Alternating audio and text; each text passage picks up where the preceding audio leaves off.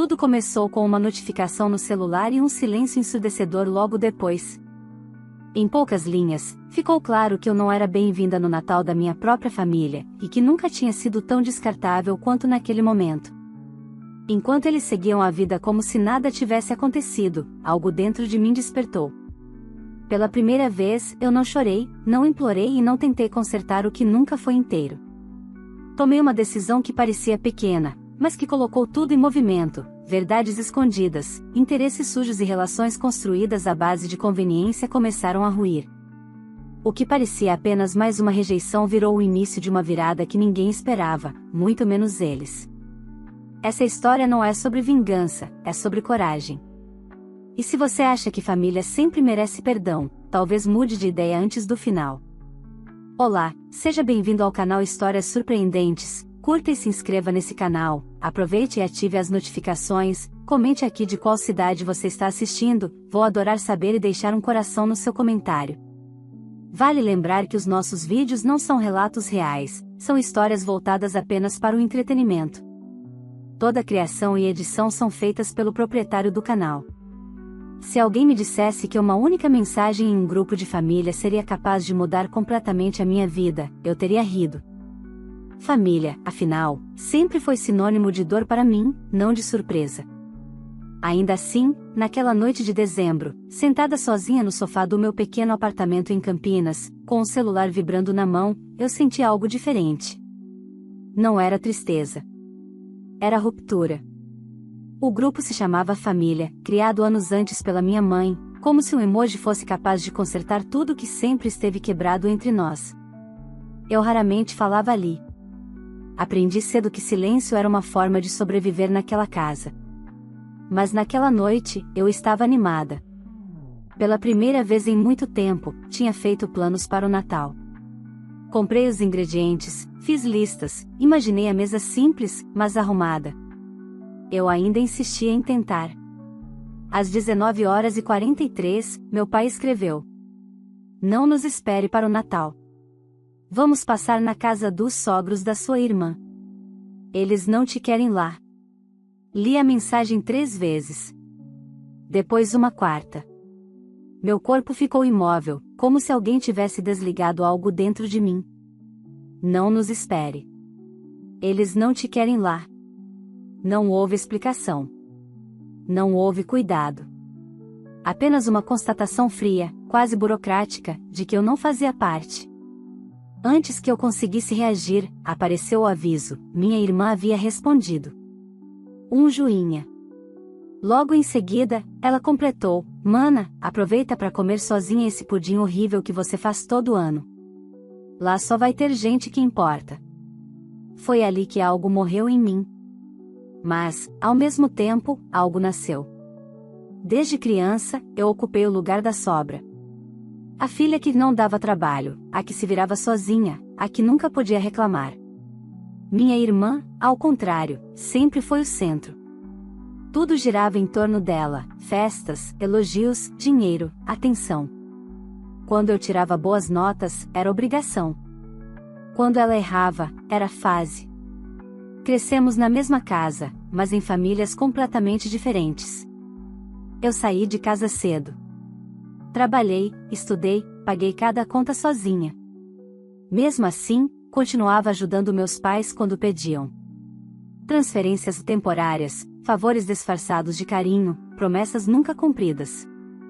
Sempre acreditei que, se eu fosse paciente o bastante, um dia seria vista. Naquela noite, olhando para aquela mensagem, entendi algo que demorei anos para aceitar: eu não era invisível. Eu era descartável. Não chorei. Não respondi. Não discuti. Apenas deixei o celular cair ao meu lado e fiquei olhando para a parede branca da sala, enquanto um silêncio pesado tomava conta de tudo. Pensei no pudim que minha irmã zombou. Pensei em quantas vezes engoli palavras para não causar desconforto. Pensei em quantas vezes me diminuí para caber onde nunca houve espaço para mim. E então, pela primeira vez, pensei em mim. Naquela noite, eu não sabia ainda como, nem quando, mas tive certeza de uma coisa: aquela mensagem teria consequências. Não por vingança vazia, mas porque limites finalmente seriam colocados. E quando isso acontece, quem sempre se beneficiou da sua submissão costuma pagar um preço alto. Eles achavam que eu ia apenas aceitar. Como sempre. Eles estavam errados. Naquela mesma noite, depois da mensagem no grupo, o celular ficou mudo. Nenhuma ligação. Nenhuma tentativa de amenizar o que foi dito. Era como se, finalmente, tivessem assumido em voz alta o que sempre demonstraram em atitudes. Eu não fazia falta. Levantei do sofá e fui até a cozinha. Os ingredientes do pudim estavam alinhados na bancada, como se ainda esperassem por um Natal que não viria. Abri a geladeira, encarei o leite condensado e senti vontade de rir. Um riso curto, amargo. Desliguei a luz da cozinha e voltei para o quarto. Naquela noite, dormi pouco, mas não por tristeza. Minha mente estava alerta demais. No dia seguinte, acordei cedo e fui trabalhar como se nada tivesse acontecido. Sou analista financeira em uma empresa média da região, e sempre fui boa com números. Talvez porque, desde nova, aprendi que estabilidade não vinha de pessoas, vinha de planejamento. Enquanto revisava relatórios, uma ideia começou a se formar. Não era raiva. Era lucidez. Meus pais sempre me trataram como a filha independente, o que na prática significava, a que não precisava de nada, a que podia ajudar quando alguém estivesse apertado. Nos últimos anos, isso se intensificou. Meu pai me ligava pedindo transferências rápidas. Minha mãe usava o tom de culpa. Minha irmã nem fingia vergonha, mandava o PX direto, com valor e prazo. Carro. Reforma. Dívida do noivo. Viagem inesperada. Tudo somava valores que eu preferia não calcular. E eu nunca calculei, até aquele Natal. Na hora do almoço, abri meu aplicativo bancário. Pela primeira vez, não para transferir, mas para observar. Revirei extratos, procurei comprovantes antigos, mensagens salvas. Em poucas horas, montei um panorama que me deixou com o estômago embrulhado. Não era ajuda pontual. Era um padrão. Um uso constante da minha boa-fé. E o pior, parte do dinheiro que eu havia enviado não tinha sido usada para o que diziam. Descobri isso por acaso, ao lembrar de um comentário solto da minha irmã meses antes, sobre uma reentrada que o noivo tinha conseguido para algo maior. Na época, ignorei. Agora, tudo fazia sentido. Saí do trabalho e passei no banco físico. Não para fazer nada ainda. Apenas para perguntar. Ouvir. Entender como funcionavam limites, autorizações, vínculos familiares. O gerente foi educado, objetivo. Respondeu mais do que eu perguntei. Saí de lá com uma certeza desconfortável. Eu tinha dado acesso demais à minha vida financeira. Naquela noite, o grupo da família continuava ativo. Fotos chegando da casa dos sogros da minha irmã. Mesa farta. Risadas. Ela postou uma foto do noivo com a legenda: "Aqui sim, Natal de verdade." Meus pais apareceram ao fundo, sorrindo como se aquele fosse sempre o lugar deles. Eu silenciei o grupo. Não bloqueei. Silenciei. Queria observar sem reagir. Aprendi, naquele dia, que quem subestima o silêncio não entende o perigo dele. 2 dias depois, meu pai me ligou. Não perguntou como eu estava. Foi direto: "Filha, vamos precisar de um dinheiro extra depois do Natal." Surgiu um imprevisto. Eu fechei os olhos e respirei fundo antes de responder. "Depois a gente conversa." Ele pareceu surpreso. "Como assim, depois?" "Depois", repeti, com calma. Desliguei antes que ele insistisse. Meu coração batia forte, mas não de medo. Era a primeira vez que eu não explicava, não justificava, não cedia. Naquela noite, abri meu notebook e comecei algo que nunca tinha feito: documentar tudo. Datas. Valores. Conversas. Promessas. Mentiras. Cada linha digitada era como arrancar uma venda dos olhos. Eles ainda não sabiam. Mas o jogo tinha começado. E, dessa vez, eu não jogaria para perder. O Natal passou como um dia comum. Trabalhei pela manhã, voltei para casa cedo e preparei apenas o suficiente para mim. Fiz o pudim, sim. Não por eles, mas por mim. Comi devagar, sentada à mesa, sem pressa, sem barulho. Pela primeira vez, não senti culpa por estar sozinha. Senti algo mais perigoso, clareza. No dia seguinte, acordei com o celular vibrando sem parar. Meu pai havia ligado 3 vezes. Minha mãe, 2. Minha irmã mandou uma mensagem curta: precisamos conversar. Urgente. Ignorei todas. No terceiro dia, o tom mudou. Meu pai apareceu no meu trabalho. Não avisou. Não perguntou se podia subir. Simplesmente surgiu ao lado da minha mesa, com aquele olhar de quem não está acostumado a ouvir não. Você está estranha, e ele disse, cruzando os braços. Sumiu. Olhei ao redor. Colegas fingiam não perceber, mas percebiam. Mantive a voz baixa. Estou ocupada. A gente precisa falar sobre dinheiro. Pronto. Nenhum como você está. Nenhuma menção ao Natal. Apenas dinheiro. Pedi para conversarmos do lado de fora. No estacionamento, ele foi direto: sua irmã está passando por um aperto. O noivo dela teve um problema sério. Que tipo de problema? Perguntei. Ele desviou o olhar. Coisa de negócio. Não é algo que você precise entender. Sorri de canto. Aquela frase sempre vinha antes de um pedido grande. E quanto vocês precisam?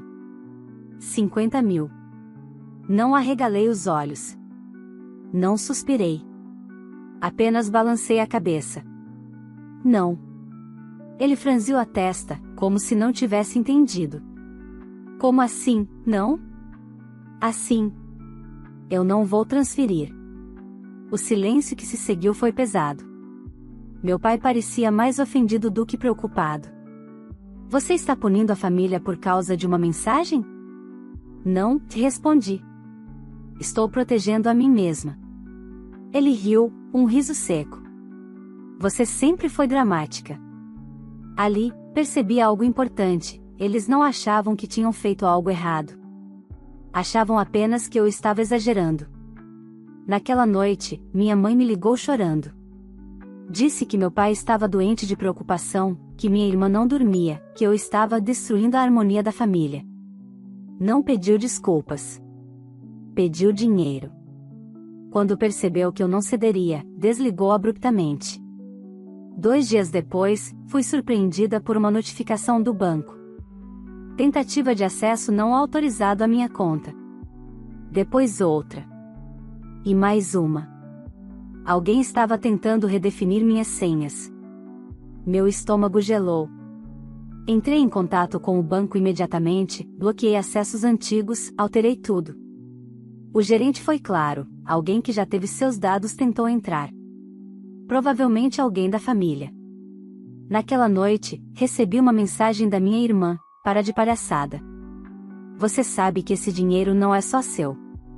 Li várias vezes. Não é só seu. Respondi pela primeira vez em semanas: é exatamente isso que você nunca entendeu. É só meu. Ela respondeu com um áudio longo, cheio de acusações. Disse que eu devia à família, que sempre fui fria, que agora estava pagando de vítima. No fim, soltou: se você não ajudar, as consequências não vão ser boas. Foi ali que percebi que aquilo tinha passado de chantagem emocional para ameaça. Na manhã seguinte, procurei um advogado indicado por uma colega do trabalho. Levei tudo: extratos, mensagens, áudios, tentativas de acesso. Ele ouviu em silêncio e depois disse algo que ecoa na minha cabeça até hoje: você não está rompendo com sua família. Você está saindo de um ciclo de abuso. Saí do escritório com uma pasta debaixo do braço e uma decisão tomada. Eles achavam que eu ia ceder. Achavam que bastava pressionar mais um pouco. Mas não perceberam que, ao tentar invadir o que era meu, tinham cruzado uma linha sem volta. E a partir dali, nada mais seria resolvido em mensagens de grupo. Saí do escritório do advogado com uma sensação estranha no peito. Não era medo. Era vigilância. Como se, finalmente, eu tivesse entendido que aquilo não era apenas uma briga familiar, mas uma disputa por controle.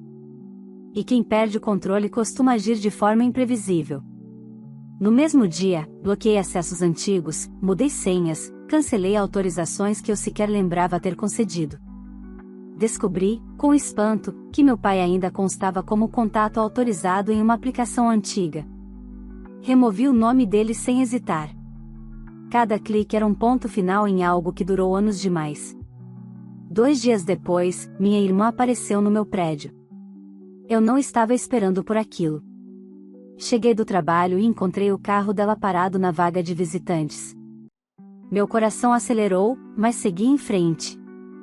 Não devia nada a ninguém. Ela estava encostada no portão, mexendo no celular, como se aquele lugar ainda fosse dela também. Finalmente, disse, ao me ver. Achei que você ia continuar se escondendo. O que você quer? Perguntei, sem abrir o portão. Ela suspirou, teatral. Resolver isso como adultas. Sem advogado. Sem drama. Ri, sem humor, você ameaçou consequências. Isso não é conversa de adulta. O sorriso dela sumiu. Você sempre se achou melhor do que a gente. Agora tá pagando de rica e esquecendo de onde veio. Eu vim do mesmo lugar que você, respondi. A diferença é que eu nunca usei ninguém. Ela deu um passo à frente. Esse dinheiro ajudou a sustentar essa família por anos. Você acha que pode simplesmente cortar tudo? Posso, disse, firme. E cortei. Foi aí que ela perdeu o controle. Você não vai se livrar da gente assim. Meus sogros já falaram com um amigo advogado. Você vai ter problemas. Ali estava. Não era pedido. Era aviso. Sai da minha propriedade, falei. Ou o quê? Ela provocou. Ou eu chamo a polícia. Ela me encarou por alguns segundos, depois riu com desprezo. Faz isso. Quero ver você explicar por que abandonou a própria família. Ela foi embora deixando aquela frase no ar, como se fosse uma sentença. Na manhã seguinte, recebi uma notificação do banco, tentativa de empréstimo em meu nome recusada. Meu sangue gelou. Liguei imediatamente. Alguém havia tentado usar meus dados para simular um crédito alto. A funcionária foi direta, foi usado um número antigo e informações familiares. Bloqueamos a tempo. Não era coincidência. Era desespero. Naquele mesmo dia, meu pai me mandou uma mensagem longa, diferente do tom habitual. Disse que eu estava ingrata, que minha atitude estava arruinando a reputação da família, que os sogros da minha irmã estavam indignados com a minha postura. Em nenhum momento perguntou se eu estava bem. No final, escreveu: você vai se arrepender de virar as costas para quem te criou. Li com calma. Respirei fundo. Respondi apenas: não me procurem mais. Bloqueei. Naquela noite, recebi uma ligação de um número desconhecido. Atendi. Você acha bonito o que está fazendo? Disse uma voz masculina que reconheci de fotos. Era o pai do noivo da minha irmã. Família é compromisso. Você está causando problemas sérios. Não me ligue novamente, respondi. Ou o quê? Ele ironizou. Vai processar todo mundo? Se for preciso. Desliguei com a mão tremendo. Não de medo. De indignação. Eles tinham envolvido gente de fora. Tinham ultrapassado qualquer limite. No dia seguinte, voltei ao advogado. Mostrei as mensagens, a tentativa de empréstimo, a ligação. Ele foi claro: eles estão tentando te intimidar. Isso já configura algo mais sério. Saí de lá com novas orientações e um aviso que não consegui ignorar: pessoas acuadas costumam cometer erros graves. E eu sabia, no fundo, que eles ainda não tinham cometido o pior. Mas estavam chegando perto. Depois da ligação do sogro da minha irmã, eu não consegui dormir. Não por medo, mas por uma sensação incômoda de invasão. Eles tinham atravessado todos os limites possíveis. Já não era apenas pressão emocional, nem chantagem disfarçada de família. Era intimidação clara. Na manhã seguinte, segui o conselho do advogado e fui direto a uma delegacia. Não para denunciar a família, como muitos diriam, mas para registrar fatos. Levei tudo organizado, prints, áudios, tentativas de acesso bancário, a ligação registrada no histórico do celular. O escrivão ouviu com atenção, fez perguntas objetivas e anotou cada detalhe. Você está fazendo certo, disse ele, ao final. Quando a coisa escala assim, o melhor é documentar tudo. Saí de lá com um boletim de ocorrência e uma estranha mistura de alívio e peso. Alívio por não estar mais sozinha. Peso por saber que aquilo não tinha mais volta. 2 dias depois, recebi uma notificação do advogado. Havia indícios de que meu pai e o noivo da minha irmã tinham tentado levantar informações financeiras minhas por fora, usando contatos antigos. Nada tinha avançado, mas o movimento existiu. E isso mudava tudo. No mesmo dia, minha mãe apareceu no meu prédio. Diferente da minha irmã, ela veio chorando. Olhos inchados, voz trêmula, carregando uma sacola como se aquilo fosse um pedido de paz. Filha, pelo amor de Deus, disse assim que me viu. Você não pode fazer isso com a gente. Fazer o quê? Perguntei, mantendo a porta entreaberta. Levar isso para a polícia. Envolver advogado. Você sabe como as pessoas falam. Ali estava o verdadeiro medo deles. Não era a perda do dinheiro. Era a exposição. Mãe, vocês tentaram mexer no que é meu, respondi. Me ameaçaram. Me pressionaram. O que eu fiz foi me proteger. Ela começou a chorar mais forte. Seu pai não está bem. Sua irmã está desesperada. Os sogros dela estão furiosos. Isso virou um escândalo. Escândalo. Não abuso. Não injustiça. Escândalo. Vocês pensaram nisso quando me humilharam no Natal? Perguntei, sem elevar a voz. Ela desviou o olhar. Foi só uma brincadeira mal colocada. Não, corrigi. Foi a verdade de vocês dita em voz alta. Ela tentou se aproximar. Vamos resolver isso em família. Fecha esse boletim. Retira o advogado. A gente conversa. Não existe mais a gente, respondi, com firmeza. Existe o que vocês fizeram e o que eu não vou mais permitir. Ela saiu sem se despedir. Naquela mesma semana, algo veio à tona. Um colega de trabalho me chamou para conversar em particular. Disse que tinha ouvido comentários no círculo empresarial da cidade sobre o noivo da minha irmã. Dívidas escondidas. Negócios mal explicados. Pessoas cobrando. As peças começaram a se encaixar. Entendi, finalmente, porque o desespero. Porque a urgência. Porque o ataque coordenado. Eles não precisavam de ajuda. Precisavam de alguém para cair junto. E eu tinha sido escolhida. No fim da semana, recebi uma notificação judicial. Nada contra mim. Pelo contrário. Uma solicitação formal de esclarecimentos financeiros, ligada a movimentações suspeitas feitas pelo noivo da minha irmã e pelo pai dele. Meu nome aparecia apenas como referência de tentativa frustrada. Meu advogado foi direto: você saiu no momento exato. Se tivesse cedido, estaria envolvida. Sentei na cama e deixei o ar sair dos pulmões devagar. Aquilo poderia ter destruído minha vida. Naquela noite, o grupo da família voltou a ficar ativo. Mensagens longas, áudios chorosos, tentativas de reescrever a história. Meu pai escreveu: estamos passando por algo sério. Se você não ajudar agora, todos vamos pagar. Eu li. Não respondi. Porque, pela primeira vez, eu entendi algo com clareza absoluta: o preço que eles estavam prestes a pagar não era culpa minha. Era consequência. O silêncio que se seguiu aquela semana foi diferente de todos os outros. Não era o silêncio do desprezo, nem o da indiferença que sempre marcou minha relação com eles. Era o silêncio pesado de quem foi encurralado e, pela primeira vez, não sabia para onde correr. Nenhuma mensagem no grupo da família. Nenhuma ligação atravessada. Nenhuma tentativa de vamos conversar com calma. Eles tinham entendido, finalmente, que não estavam mais lidando com a filha que sempre cedia. Na segunda-feira seguinte, recebi uma ligação do meu advogado logo cedo. A voz dele estava séria, sem rodeios. Precisamos conversar, disse.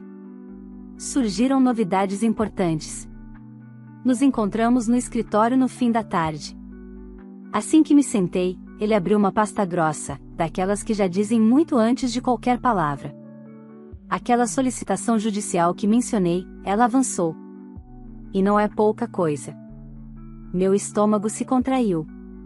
Avançou como? O noivo da sua irmã e o pai dele estão sendo investigados por movimentações financeiras irregulares, lhe explicou. Empresas de fachada, contratos simulados, dívidas ocultas e tentativas de usar nomes de terceiros para cobrir rombos grandes. Muito maiores do que imaginávamos. Fiquei em silêncio, absorvendo cada palavra. E minha família? Perguntei, por fim. Ele me olhou com cuidado, como quem escolhe bem o que vai dizer. Seu pai aparece como alguém que tentou intermediar contatos. Nada comprovado ainda, mas o nome dele entrou no radar. Sua irmã, ela assinou documentos que não devia. Talvez sem entender completamente, talvez fingindo não entender. Um frio percorreu minha espinha. Não era culpa. Era constatação amarga de que eu nunca tinha conhecido de verdade aquelas pessoas. Então era isso, murmurei. Sim, e ele confirmou. Eles precisavam de dinheiro limpo, rápido, sem perguntas. E você era a única fora do esquema. A única que não estava comprometida. Saí do escritório com a sensação clara de ter escapado de um desabamento segundos antes de tudo ruir. Se eu tivesse cedido naquele Natal, se tivesse feito mais uma transferência em nome da família, agora estaria sentada do outro lado da mesa, tentando provar que não sabia de nada. 2 dias depois, recebi a primeira mensagem indireta desde então. Veio de uma tia distante, alguém que nunca se importou comigo de verdade. Fiquei sabendo que você virou as costas para sua família num momento difícil. Li sem raiva. Sem surpresa. A versão deles já estava circulando, cuidadosamente editada para me transformar na vilã conveniente. Naquela mesma noite, minha irmã apareceu nas redes sociais chorando. Um texto longo, cheio de frases calculadas sobre traição, abandono, ingratidão. Falava de quando quem você mais ama te deixa na pior. Nos comentários, pessoas que não sabiam nem metade da história ofereciam apoio cego. Outras me marcavam, me atacavam, me chamavam de fria, egoísta, cruel. Eu não respondia nenhuma. Enquanto isso, a realidade avançava sem pedir licença. Meu pai foi chamado para prestar esclarecimentos. O noivo da minha irmã teve contas bloqueadas. Os sogros, que tanto se achavam superiores, começaram a desaparecer dos eventos sociais da cidade, evitando olhares e perguntas. Então veio o golpe mais duro para eles. Uma notificação formal chegou à casa dos meus pais. Não era prisão. Não era condenação. Era pior, o início de algo que não se resolve com favores, dinheiro rápido ou influência local. Uma investigação longa, silenciosa, daquelas que corroem reputações aos poucos, por dentro. Minha mãe me ligou naquela noite. Não chorou. Não implorou. Falou baixo, cansada. Você sabia que isso ia acontecer? Fechei os olhos antes de responder. Eu sabia que algo estava errado. Só isso. Sua irmã está desesperada, continuou. O noivo sumiu por 2 dias. Os sogros estão pressionando. Seu pai não dorme. Esperei. Conhecia aquele tom. Sempre vinha algo depois. Você ainda pode ajudar, disse por fim. Nem que seja falando com alguém. Explicando que você não tem nada a ver com isso. Eu já fiz isso, respondi. Quando me afastei. Ela ficou em silêncio. Você mudou. Não, corrigi, sentindo uma calma firme tomar conta de mim. Eu acordei. Desligamos sem despedida. Naquela noite, sentei sozinha na sala e, pela primeira vez, senti luto. Não pelo dinheiro. Não pela família que eu nunca tive de verdade. Mas pela ilusão que carreguei por tantos anos, achando que, se eu desse o suficiente, seria amada. Eles não iam se salvar sozinhos. E eu não iria salvá-los. Ali, entendi com absoluta clareza, a última parte dessa história ainda estava por vir. E ela não dependeria mais de eu agir, apenas de eu não voltar atrás. Os meses seguintes foram estranhamente silenciosos. Não aquele silêncio tenso de antes, carregado de expectativa e medo, mas um silêncio limpo, quase respeitoso. Como se, depois de tudo, o mundo tivesse finalmente entendido que eu não estava mais disponível para ser usada. A investigação seguiu seu curso sem alarde público, mas na nossa cidade pequena, nada realmente passa despercebido. O noivo da minha irmã teve os negócios congelados. Os sócios desapareceram. Os sogros, que antes se orgulhavam de boa família, passaram a evitar qualquer evento social. Meu pai foi ouvido mais de uma vez. Nunca chegou a ser acusado formalmente, mas perdeu algo que sempre valorizou mais do que dinheiro: o respeito dos outros. Minha irmã tentou me ligar 2 vezes. Números diferentes. Não atendi. Depois, vieram mensagens longas, cheias de culpa alternada com raiva. Em uma delas, escreveu: "Você podia ter resolvido isso em família." Eu li com calma e apaguei. Família não resolve abuso pedindo silêncio. Minha mãe apareceu uma última vez, meses depois, sem avisar. Estava mais magra, os cabelos grisalhos sem tinta, o rosto cansado. Não entrou. Ficou parada no portão. Eu só queria entender quando foi que te perdemos, disse. Respirei fundo. Vocês nunca me tiveram. Ela chorou. Não avancei. Não abracei. Não era crueldade. Era limite. Depois disso, não vieram mais. Minha vida, por outro lado, começou a se reorganizar de um jeito que eu nunca tinha permitido. Passei a dormir melhor. A acordar sem aquele peso no peito. Troquei de apartamento, não por necessidade, mas por escolha. Queria um lugar que nunca tivesse sido cenário das minhas tentativas frustradas de pertencimento. No trabalho, recebi uma promoção. Pela primeira vez, aceitei sem pensar em quem eu precisaria ajudar depois. Usei o dinheiro para mim. Fiz cursos. Viajei sozinha. Coisas simples, mas que sempre me pareceram proibidas. Às vezes, alguém perguntava: "E sua família?" Eu respondia: "Está cada um seguindo seu caminho." E era verdade. Soube, por terceiros, que minha irmã terminou o relacionamento de forma amarga, jogando a culpa em todos, menos nela. Meus pais continuam juntos, mas diferentes. Menores. Como se o mundo tivesse encolhido ao redor deles quando perderam o controle sobre a única filha que não exigia nada. Nunca mais houve grupo de família. Nunca mais Natal em conjunto. Nunca mais fingimento. E, curiosamente, nunca mais me senti sozinha. Porque solidão não é estar sem pessoas. É estar cercada delas e ainda assim ser descartável. Hoje, quando penso naquela mensagem no grupo, "Não nos espere para o Natal", eu entendo que foi um presente. Cruel, sim. Mas necessário. Foi ali que a fantasia acabou. Aprendi que amor que humilha não é amor. Que família que exige silêncio não é família. E que dizer não pode custar relações, mas salva a própria vida. Eu não reatei laços. Não perdoei para manter contato. Não voltei atrás. Escolhi a mim. E essa foi, sem dúvida, a decisão mais difícil e mais libertadora que já tomei. Se essa história tocou você em algum ponto, curta este vídeo agora. Isso ajuda muito o canal a continuar trazendo relatos fortes e reais como esse. Se você ainda não é inscrito, se inscreva e ative o sininho para não perder as próximas histórias, muitas delas podem fazer você refletir sobre a própria vida. Compartilhe este vídeo com alguém que precisa ouvir essa mensagem. Às vezes, tudo que uma pessoa precisa é perceber que dizer não também é um ato de coragem. Agora eu quero saber de você: você faria o mesmo que essa filha fez? Você teria coragem de colocar limites, mesmo sendo família? Responda nos comentários o que você faria e escreva também de qual cidade você está assistindo.